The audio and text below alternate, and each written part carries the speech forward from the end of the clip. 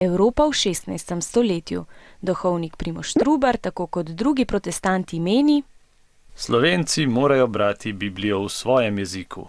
A slovenski jezik takrat uradno še ne obstaja, saj ni zapisan v nobeni knjigi. Zato se Trubar domisli, da bo prvo slovensko knjigo napisal sam, toda znajde se pred težavo. Slovenci govorimo toliko različnih narečij, le v katerem naj zapišem prvo knjigo. Pomisli, da bo knjigo lahko prebralo največ ljudi, če jo bo napisal v preprostem narečju, zato izbere osrednje slovensko narečje. Knjigo izda leta 1550 in ji da naslov Katekizem. Vanjo zapiše tudi nagovor: vsem Slovencom gnado, mir, milost, in s tem prvič v zgodovini v knjigo zapiše besedo Slovenci. V knjigi so pesmi, pridige in verske resnice.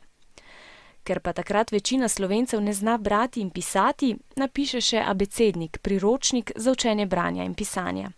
V tistem času so verske knjige strogo pregledovali, preden so jih natisnili.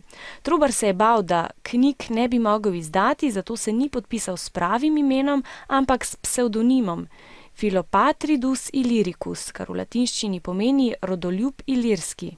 Torej, Primož Trubar je leta 1550 napisal in natisnil prvo slovensko knjigo Katekizem in tako postavil temelje slovenskemu knjižnemu jeziku.